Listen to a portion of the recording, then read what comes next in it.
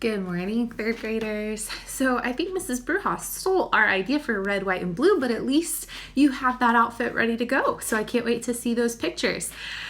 All right, today you are going to take the idea that we reviewed yesterday, writing a friendly letter, and you are going to write a friendly letter to our President of the United States, President Donald Trump. You are going to write a friendly letter to him using all of the correct format that we reviewed yesterday. But today I want us to walk through and talk a little bit about why would we write a letter to the president as a citizen of the United States, and what would be some things that we would say to him that might be different if we were writing a friendly letter to our best friend or to our grandma or to aunt or uncle or even mom and dad. How would that friendly letter look just a little bit different for him? So we're going to walk through that, but all of the format and components of writing a friendly letter are going to be the same. That's why I wanted us to review it a little bit yesterday. So let's walk through what a friendly letter to the president would or could look a little bit like, and then let me show you what your assignment is going to look like on Seesaw. Okay, so today we are writing a letter to the president.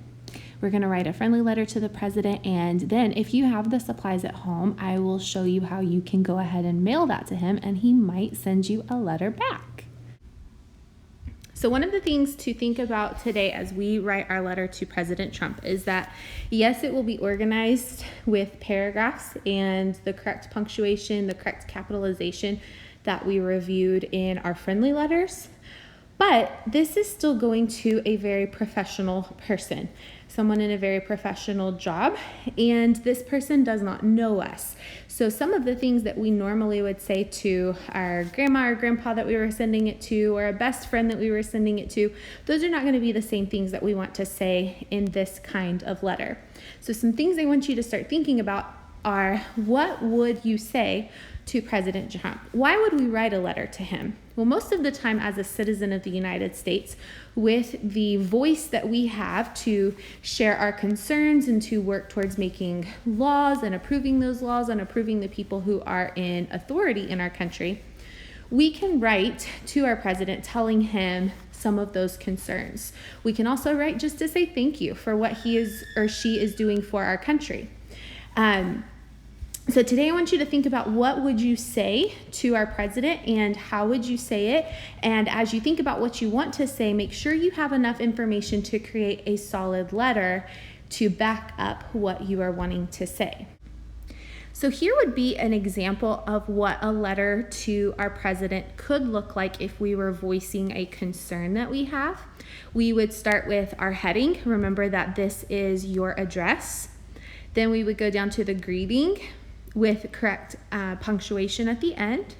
And then our body would be where we want to introduce ourselves, why we are writing the letter, tell the president about an issue that is important to you and let him know how you feel about the issue, explain how you think the president should or could fix or solve this problem, and then finally thank the president for reading your letter. And then we would have our closing and our signature. And I want you to think to yourself, would this be the best letter to use the closing love? So this is where you're going to also need to think through the words that you choose. Notice in my blue box that I say this is not the time to use big, funny, special font letters. It's not the time to use giant letter sizes or pictures or designs. We want our letter to look professional because we are sending it to someone professional. And then my favorite part, if mom and dad are okay and you have the supplies at home and would like to grab an envelope and a stamp and mail your letter to President Trump, this is how your envelope would need to look. There is the address. It's centered in the middle of the envelope. The return address is the address you want him to send a letter back to you at, or the address where the post office would send this letter in case it got lost. And so up there I have the school's address, but feel free to use your own address if mom and dad are okay with that. So as you type or write your letter, do not forget to look at these checkpoints that I will be using to kind of check over your letter. Miss McGreeny and I both. We will be sending you comments back through Seesaw for you to use tomorrow in editing your letter. So make sure that you are posting a picture or submitting what you have been working on so far today to the president letter assignment in Seesaw. And then we will send you comments there, and that's what you'll look at tomorrow, and I will walk you through how to do that tomorrow. All right, my friends, that is what we are going to be working on over the next 2 days.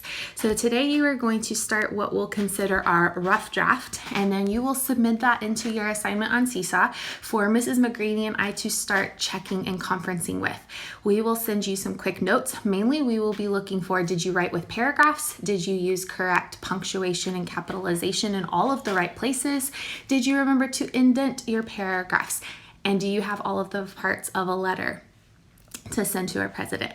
And then we will send you those notes back. So on Thursday, you will be looking for the notes we've sent you in an assignment that you've already submitted. I'll show you how to do that tomorrow.